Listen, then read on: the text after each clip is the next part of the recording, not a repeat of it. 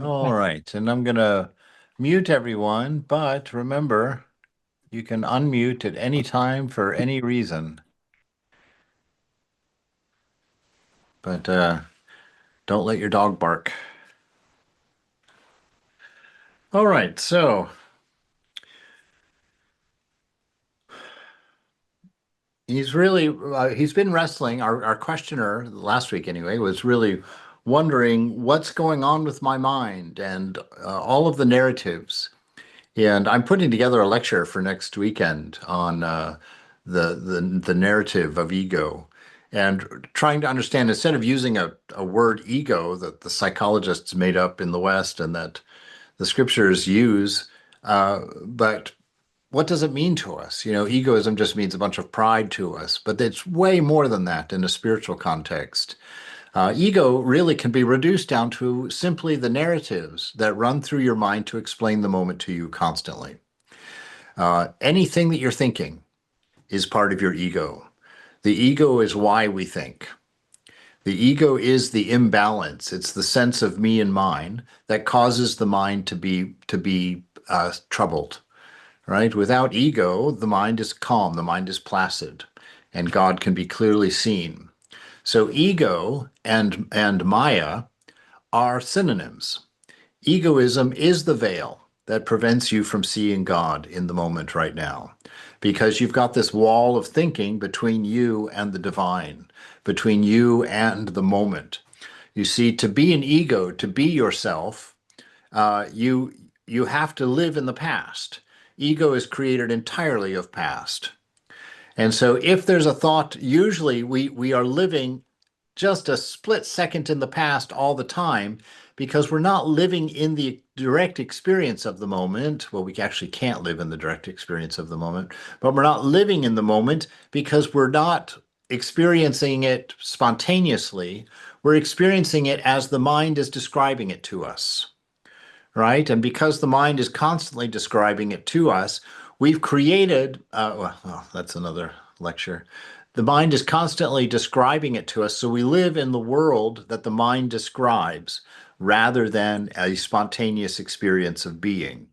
So we're always being me, right? We're always being our personality, being what we are. And we're busy with that, living in the mind, trapped in the thought of what we are, rather than simply being in the inner silence, which is where our mantra, where our practice is leading us.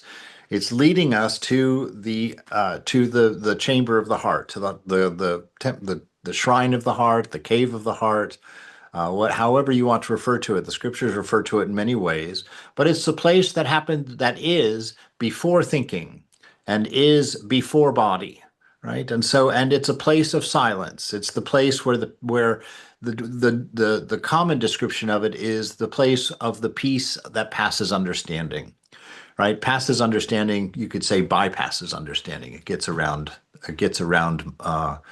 the noise of mind, because by sitting there, that is the seat of the witness, right? And that's where the witness silently watches without interest everything that's happening. As soon as the witness gets interested, which we put in big quotes, as soon as the witness gets interested, and we were talking last week that that's really our 10 feet of rope that Ramakrishna talks about. You know, he says that the goat has free will for about wherever between the where the rope is tied on his neck and where the rope is tied to the pole. So we have a little bit of free will according to Ramakrishna, or the idea of free will. We can't choose where we're born. We can't choose how rich our parents are. We can't choose what country we were born in, all of those kinds of things. But anything less than that, we can. And yet the scriptures define us as not the non-doer. And so I was really wrestling with, well, why would Ramakrishna tell me that I have 10 feet of free will and then tell me that I'm not the doer at the same time? How can that possibly be true? And as I'm starting to understand it, I'm not going to teach this. I'm just going to share this, and you guys experiment with it, okay? that 10 feet of rope that we have seems to me that the only real seeming control that we actually have is what we look at as the witness, what interests us, what we lay our hand of attention on in the mind, right? We're trying to, with ideally, to withdraw all attention into ourself, to become aware of awareness, right? And not to put it on any objects out there. But we seem to be able to, as things pass through the mind, grab things off the grocery shelf of the mind and say, ooh, ooh, ah. And that sets up a chain reaction in the mind that the mind does that we have nothing to do with, but the chain reaction in the mind where it brings up other memories, other samskaras, other desires, other narratives. And so the witness is constantly looking through the mind, which is constantly describing the world to it through its senses, through its presentation of the senses, and then all of this other stuff that it creates states of mind with, basically your attachments, your aversions, and from that creating desires and misinformation by misdescribing or not completely describing clearly the moment to us that we're sitting in. And so our questioner here is really wrestling with that because last week we read this almost page-long question that he put together where he just set up this completely false worldview in order to present his question from, right? All questions come from the incomplete narratives of the mind. Most of our questions are answered when we pull our head out of mind and we sit in silence. It becomes obvious. I'm not deeply experienced in that. I've had some very small experience of hitting that silence in the heart. And I know enough to see that questions are absurd in that space because there's a knowing of yourself that is present in you that cannot fit in any of the triads of the mind that we've talked about. So that the mind cannot accurately describe you to yourself, which is the problem of living in mind, of living as the idea or the thought of yourself rather than just simply being, right? The thought of yourself involves your past and your stories and everything else, and it involves the mind describing the situation to you. And a good way to see these narratives in the mind that pop up are when you look at something let me see if I can find something more neutral. Well, I'll just use my normal example. It's a little edgy. Forgive me for that. My life is edgy, was edgy. I was sitting on a hilltop one day. A friend of mine had died of AIDS that morning, and I had found out. And he was the same age that I was, and I was quite distressed by it. And I went up on this hill in San Francisco, and I was looking out over San Francisco, and I was writing a poem about my friend who had passed away. He really wasn't a friend. He was a client. I was a volunteer for an organization called the Shanti Project. Not necessary information, just background. So I'm sitting there, and while I'm writing my poem, these two women are hiking up the hill together. And I made them a part of my poem, and I sort of wrote down, oh, these lovers are coming up the hill and blah, blah, blah, blah, blah. And then all of a sudden it struck me, I don't know anything about those two people. I don't know that they're lovers. I don't even know that they're women. I'm just projecting all this stuff on them.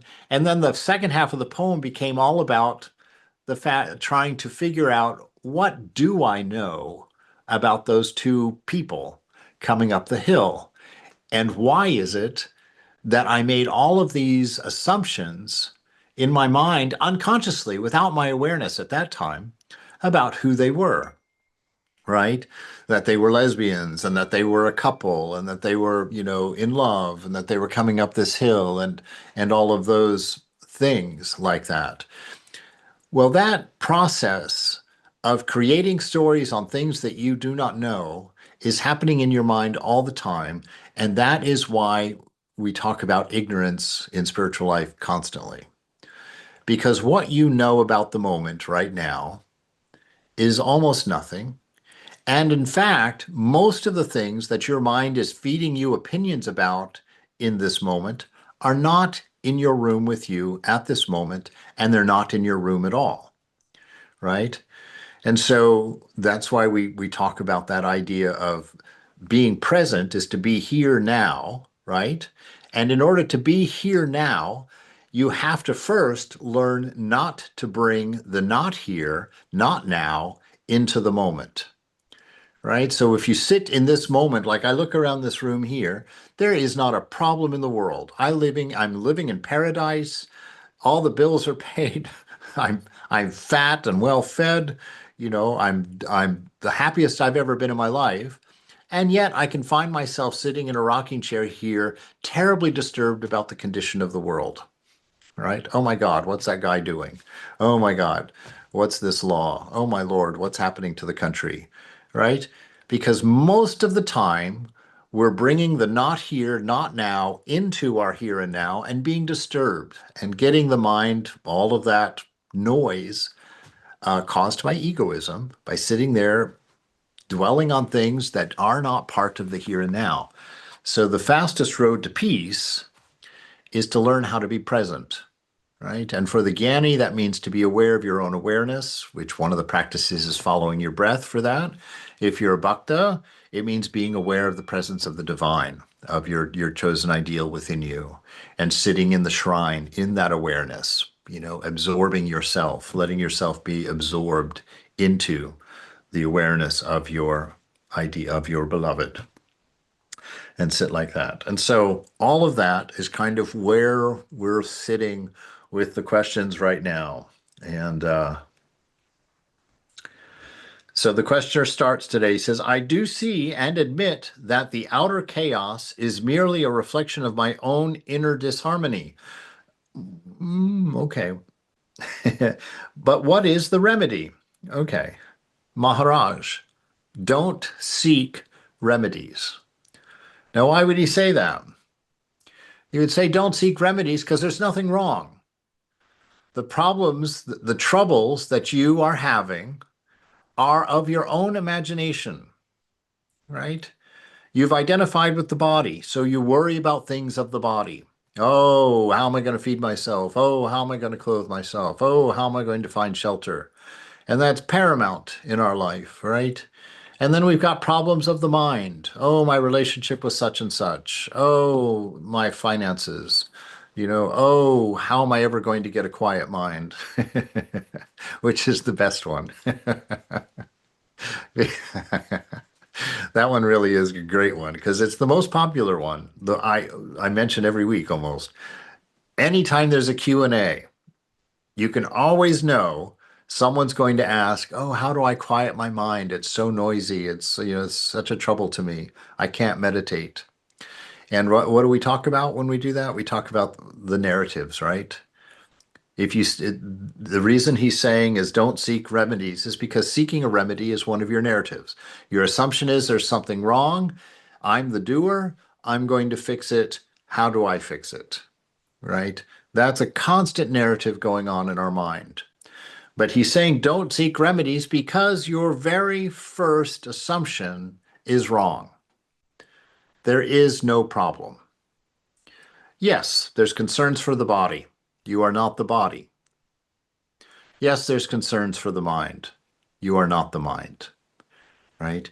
In this moment, if you pull back from all of your narratives right now and just enjoy being, most of you are in your house or in your room, just being in your home, in your space, right now, in the company of God, in the company of your divine beloved, the highest ideal of love that can ever be known, that which is driving everything in the world, right?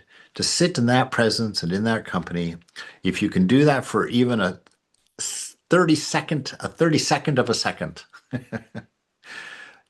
that's what Ramakrishna was doing every time he went into samadhi. He was simply seeing the moment as the moment with no narrative of mind, no disturbance within. And the natural thing, the natural experience of that is ecstasy. You get such the thrill of being simply through the experience of being. Although all these words, we can't really say the experience of being because the mind makes it an experience. Just being is not actually experience because it's not processed in the mind and it's not processed through the senses. Just being is half of experience.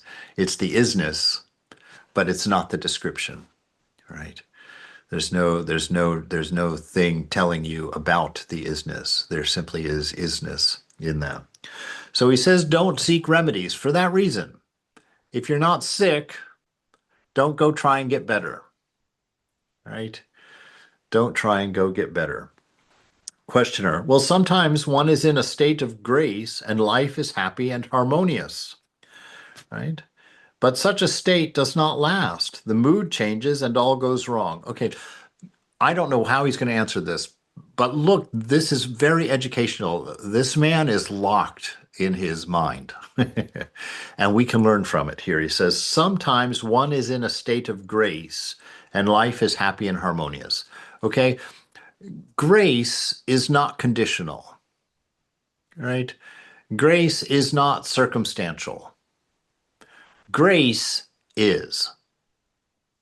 You cannot fall out of grace, because if you did, snap, you're gone. It's finished. It is grace that it is through grace that God, the Mother, the divine, the isness, however you want to speak of the sweetness of it, you exist because that God, through her grace, gives you that existence, right? God is existence, and you exist because of the grace of the divine, right? God is love. You are loving, and you are capable of being loving because of the grace of the divine, sharing that love that God is with you in this moment. God is intelligence, right?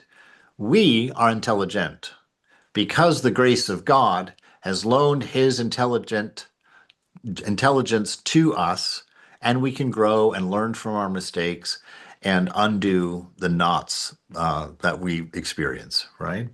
So we can't sometimes be in a state of grace. So what is it that he's actually experiencing? Sometimes we're distracted from grace, and our life falls out of harmony and happiness, right? Harmony and bliss. It falls out of it, not because God has withdrawn, not because God has gone somewhere, but because you are looking at something else. You are interested in something else. Your mind is gyrating off in something else, and you're not paying attention to the presence of the beloved that is the moment with you, right? And so because of that, you get in these up and down states. And he says, but such a state does not last. So that's his problem. But he's blaming it on something outside of his control, that he has to go outside of himself now and fix a problem. That's not going to work. And he says the mood changes. See, mood is mind. Mood has nothing to do with you. All right? So he's identified with mind and is now suffering because the mood of the mind he thinks is his mood. He even described, the mood changes, and then everything goes wrong, right? It's not because the mood changed that everything went wrong. It's because you didn't know who you were and you identified with mind. And now you're being dragged along behind a farting camel across a very hot desert. And it's no fun, right? Who wants to be tied to a farting camel? That's from Hafiz, by the way. So Maharaj says, if you could only keep quiet, right? Let go of that noise. That noise has nothing to do with you. Right? If you could only keep quiet, clear of memories. The past is non-existent. It's conceptual. It belongs to that mind that you've identified with, right? If you could only keep quiet, clear the memories and the expectations, the future. Get rid of the future. The future is also purely conceptual. You can't show it to anyone. It's conceptual, and every one of us has a different one. A different idea of one. And he's saying, so 1, be quiet, sit still. 2, drop your past. Anything that the past is bringing up, anything, any wave in the mind that has to do with the past, know that it has nothing to do with you and cannot affect you. Even its effect on you, what you experience, oh boy, I just want to say so many things at one time. Your sense of being, right, is always blissful. That is you. That is your nature. Why don't you experience it that way? Because you don't live as you. You live as the thought of you, right? And the thought of you is subject to mind and only happens because it exists only in mind. And when you place the thought of you in mind, then it is subject to these unreal things, the noise of the moment, the thoughts of your past, the expectations of your future, and all the remedies to that that you're experimenting and trying and shooting and looking for in the moment, right? Do we need to give that one paragraph explanation of why we live as the thought of ourselves? It's because remember, everything is a thought. We cannot have a direct experience of this world. This world can only come to us interpreted by senses, interpreted by the senses. You will never see anything in the room that you're looking at. What you're seeing right now is the symbols that your mind has created, that it from the information it's gathered from the senses, and it's presenting to you symbols of all the objects in your room, right, as symbol. In order to experience that symbol, there also has to be a symbol for you. And that symbol for you is your ego. That symbol for you is the thought of yourself that you have to place in the mind in order to live among the world of thoughts, the world of symbols and everything. Everything here is simply a thought. All the colors, all the objects, all of the sensations that you're there right now, and all of the past and all of the future, all of them are just simply thoughts, simply waves in the mind. And so, in order to live in that, because you are not a wave, you are not a disturbance, you are the peace that passes understanding, you are silence, you are Satchit Ananda, right? And so, your only direct experience will be samadhi. That will be the only direct experience you will ever have. And that's why you will be forever changed when you finally put your finger on it, when you get your mind out, when you get yourself out of the mind. That is the only direct experience available to the reality is samadhi. All of the other experiences we have are experiences of thought. And the self cannot experience thought. Thought cannot be affected. I mean, the self cannot be affected by thought. The only way you become affected by thought is when you yourself become a thought of yourself, right? You create a thought of yourself that exists in mind. That thought can be hurt by all the other thoughts. That thought can be affected by all the other thoughts. That thought can be insecure. That thought can be angry. That thought can be jealous. That thought can be sad. That thought can be tired, right? But the self, which is before that thought, cannot be touched by anything in the mind whatsoever.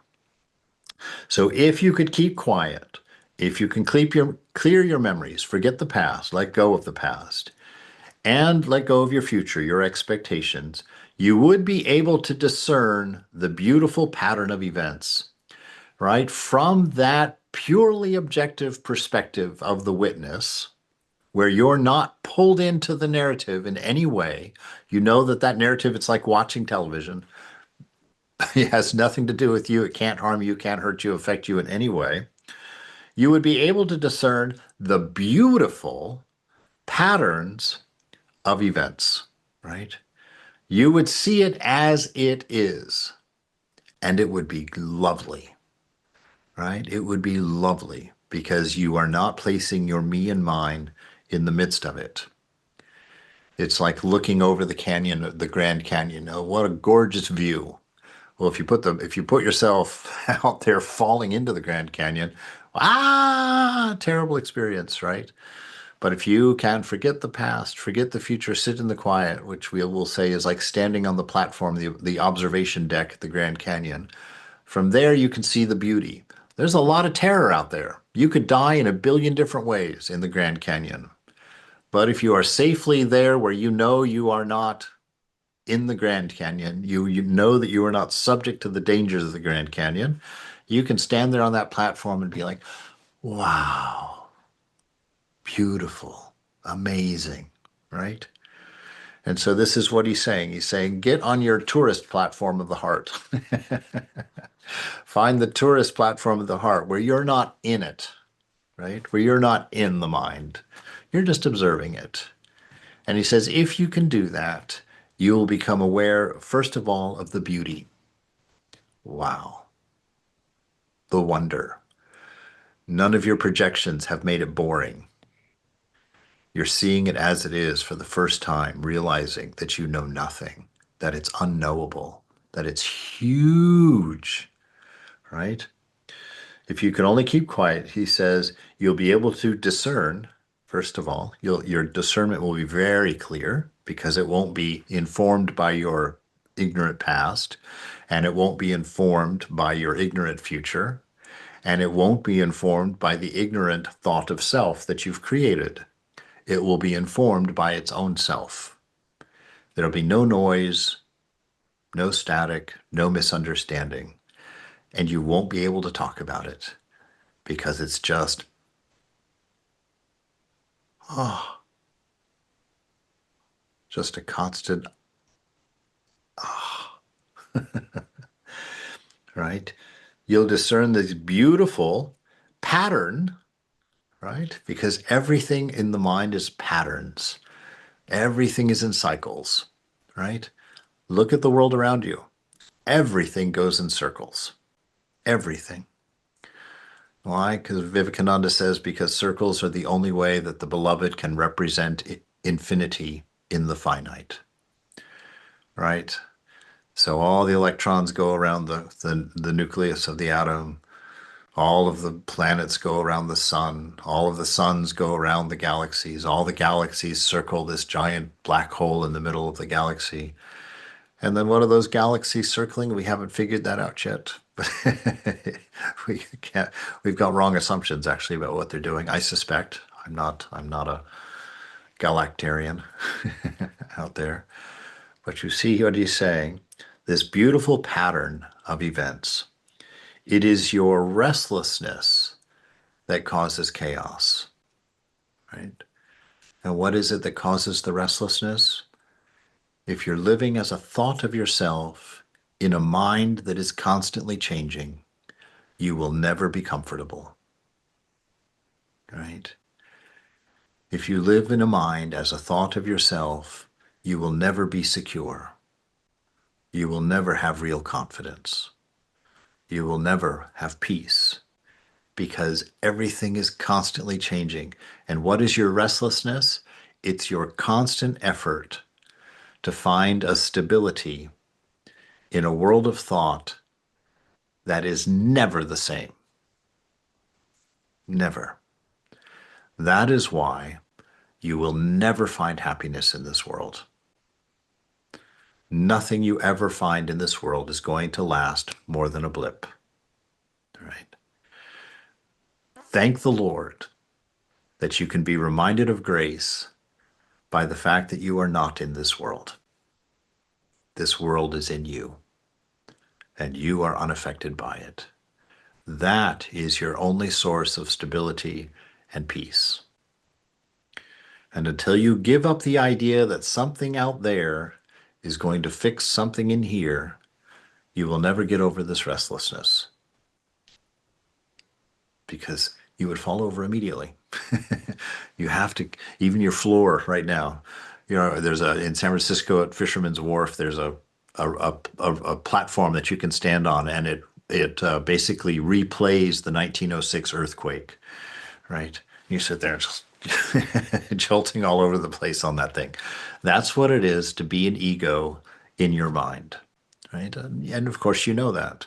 But some of us have fundamentally accepted that perspective to the extent that we're not even aware that that's not who we are.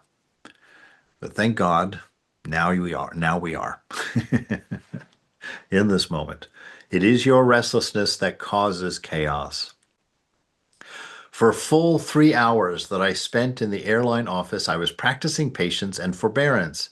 It did not speed up matters.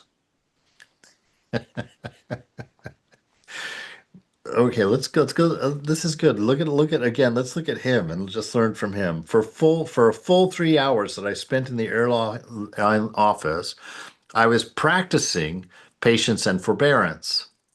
It did not speed up for matters. Do you see what he is in there? He's holding on to the problem at the same time that he's looking for solutions. Right? The problem is you're not being present if your mind is on the counter, on the airline counter, right? And you're sitting there counting the moments that are passing that are keeping you, oh my God, this line is moving so slow. Oh, that idiot at the counter, right? Why are they taking so long? Oh my God, the woman in front of me has a stroller. It's going to be 3 days before I get out of here, right? So you're sitting there and then you're trying to practice patience. Oh, be patient, be patient, be patient. No, don't be patient. Don't be patient. Patient is not a problem that you have or don't have. Be present. Breathe. Be. You'll get to the counter. How long it takes to get there is not your problem or your concern. Be. Patience will happen. It's absurd for you to practice patience. Why do I say that? Because you have been in this body mind or a body mind looking out at this imagined world for thousands upon thousands of years. What do you not know of patience? What do you not know of patience? Right? Don't be patient. Be present. Patience is already yours. Maharaj, well, at least it did not slow them down, as your kicking would have surely done, right? If you had gotten up there and been able to push through everybody else in the line and gotten up to the counter and gotten your stuff taken care of, that might have been peaceful in your world. But what about the peacefulness of all the people that you pushed out of the way? What are they going to have to deal with now? You see, this is why finding solutions through egoism doesn't work. Turn on the news. That's the one lesson you can learn right away. Solutions that are created from within egoism will simply create more problems, right? It will simply spread the problems around.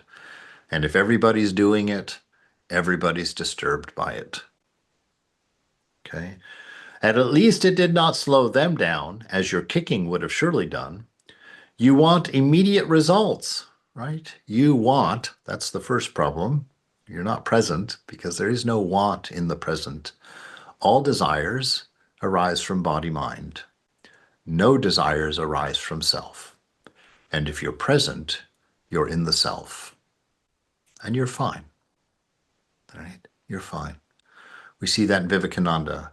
He's walking, he's going to give a lecture at Redmond's Hall in San Francisco. He's walking along, and I can't remember the man's name, Mr. Brown, maybe. Somebody was walking with him, and they were late to the lecture, right? And Mr. Brown's like, Swamiji, we've got to hurry up. We're almost late. We're going to be late. These people are waiting for us. They paid for tickets. And what does Swamiji do? Swamiji stops and gets his shoes polished.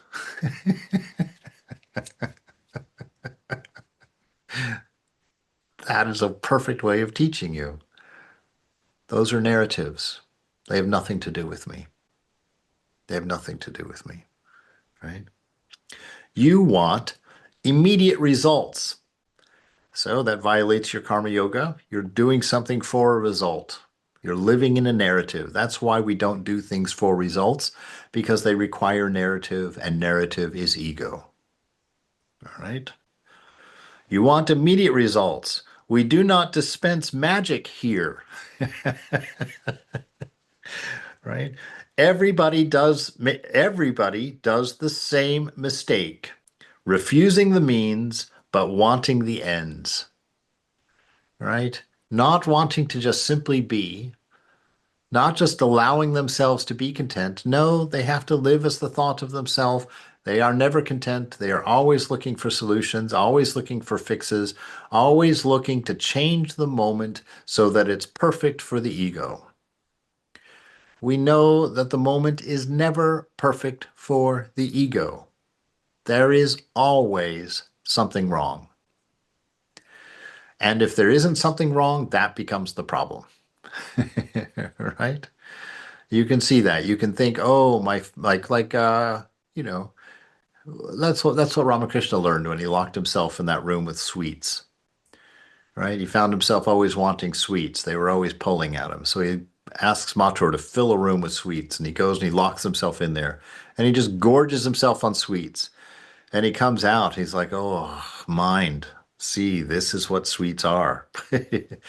If you try and fill yourself with sweets, you get sick, right? So your pleasure becomes your sickness. That is the world. That is what it is to live as a thought of yourself among other thoughts, constantly unstable, always trying to find stability, completely distracted from the stability that is you. That moment that has never changed. It has never left you, but you have left it. All right?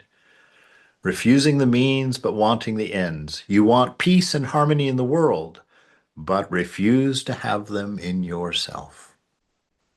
Right? You want the experience of it out here as a thought of yourself. If you could let go of that, you would find that's what you're standing on. You would find that's what surrounds you, right? This peace, this bliss of the divine.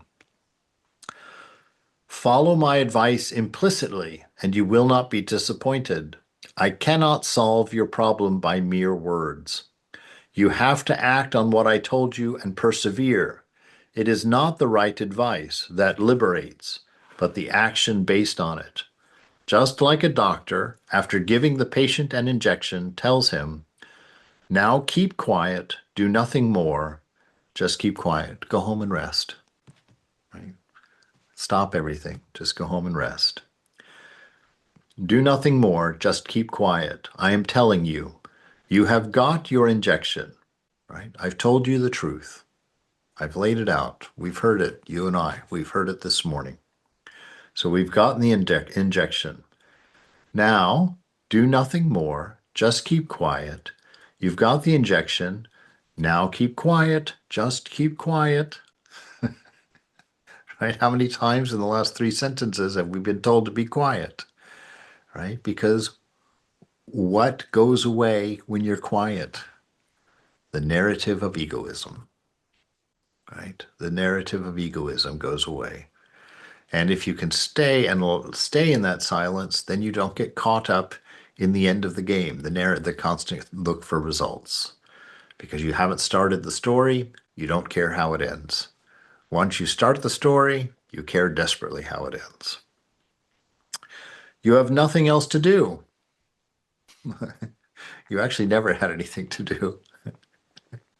You just had to stop placing your attention in the mind and return it to its home.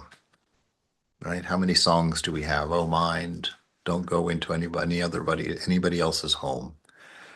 Come back to your own home. Where is your home? At rest. Inside. Knowing you're not the doer. Knowing you have been observing the beloved for thousands upon thousands of years. Not forgetting it to come down to this minuscule span of time because you've put it in the mind. Time belongs to mind. So you think that you're trapped within this span of time and that things are limited and that things have to be done and that things have to get finished. But all of that only happens here. No houses that you build in your dream will exist when you wake up. Nothing that you do in this world will remain when you wake up. Right? When this body drops, your house will stand there. Your pool, your car, your clothes, your favorite pair of shoes, they'll go away. They never had anything to do with you. Why wait until you're dead to realize that? Right? Realize it now and be free from it. Do nothing more, just keep quiet. I'm telling you, you've gotten your injection. Now keep quiet. Just keep quiet. You have nothing else to do, right? And what is our practice about? It's constantly returning to quiet. That's all your practice is for. There's no other purpose to it. All of the other things that you think that you're working toward, you already have. And you'll appreciate them only when you're quiet. Just be quiet. Oh, noisy. Nope. Come back to quiet. Come back to quiet. Come back to quiet. Right? And since quiet isn't an object and it isn't a thing that we can grab onto, the beloved in his grace again has given us something to hold on to. Come back to the thought of me. Mantra. My name. My name. My name. Because what is that name? It's your name. It's you. The essence of you. It's not the name of a third-party God out there. It's the name of all the love that you've ever felt and received and given. It's the name of yourself. But you're living up here, so it seems separate from you. It seems apart from you. So you'll call it God. You'll call it something else. But in the end, it will be you.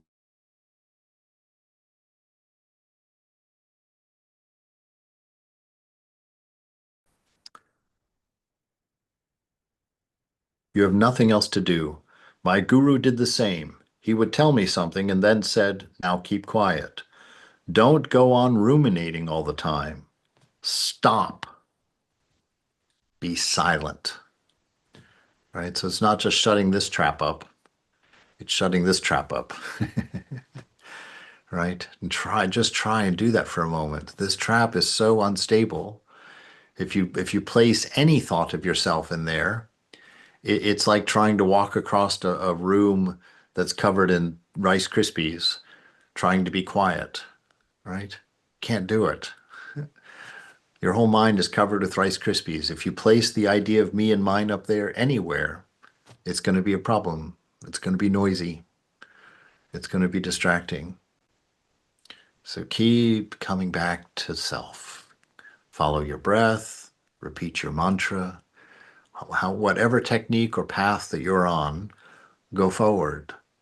But the whole point is to be quiet. Silence. All the other things you're thinking about that have to do with realization and freedom and all of those things is already here. And if you can just be quiet, you will come to know the things that cannot be thought about. God, wisdom, love, isness. Right? None of those things can be caught in a thought. They're all outside of time. They're all infinite.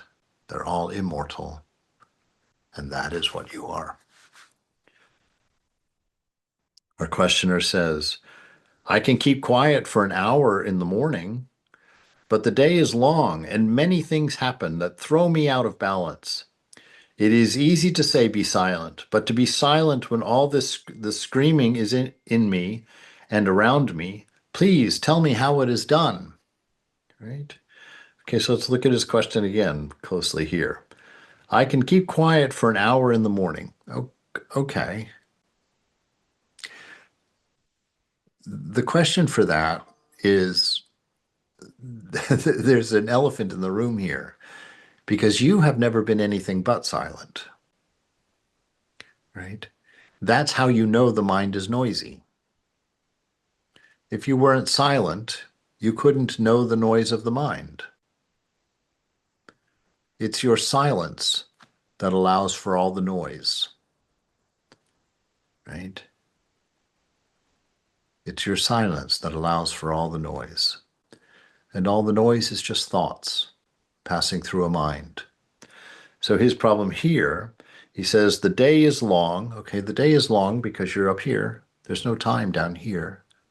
There's only time up here. So if you're experiencing time, and time is what you're finding annoying, or time is what you don't have enough of, or time is what you need more of, or time, you've got too much time, you're bored to death. Let all of those tell you, hey, You're living as the thought of yourself right now. Silence it out. Fall back. Right? The day is long, first clue, and many things happen. Second thing, nothing happens. Right? If you're in a dream and you know that you're dreaming, you know that there's nothing happening, though there may seem like there's lots of activity, lots of houses being built, lots of fires being started, lots of criminals being caught, whatever's happening in the dream, you know, because you're aware of your dreaming, that nothing's actually happening. This is a play. Right? This is an unfolding of something. The day is long, many things happen, they throw me out of balance. No, the mind is never balanced, and you have placed yourself in it. That is why you feel out of balance. It is easy to say be silent. That's because you're doing it up here. Right? It's easy to say be silent, but to be silent when all is screaming in me and around me, right? Nobody's screaming here. I'm too low in the frame.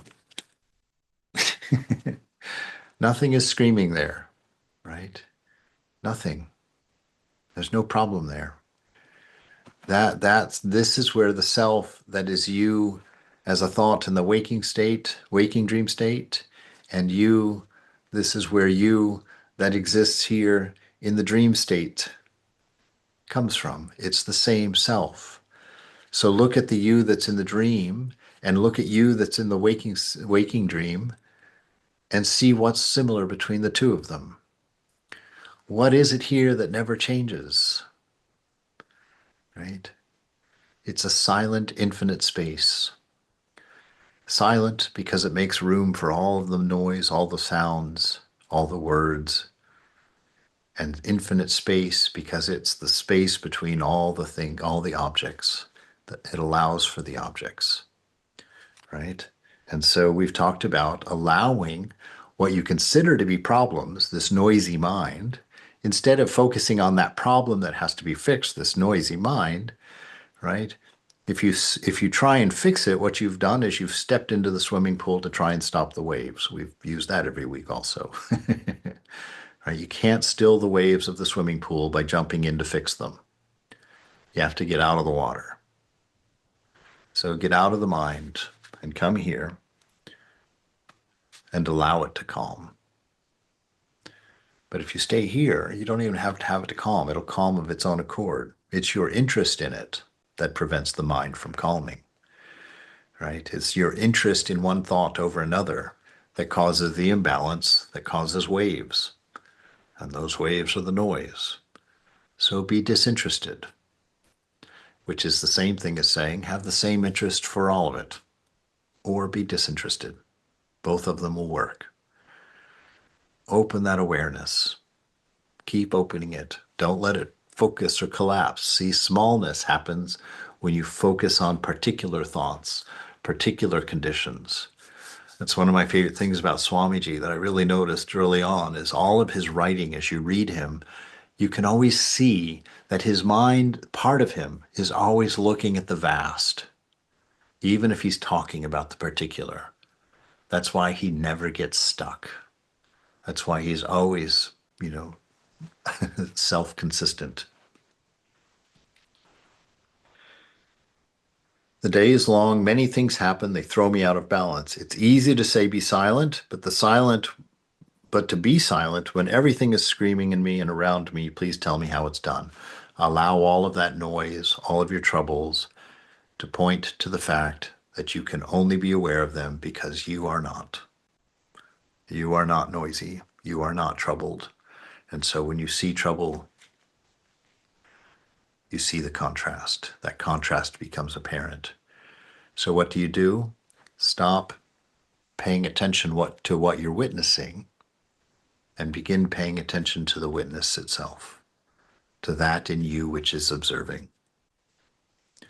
That is the unchanging you, and that is the only thing that is real. Right?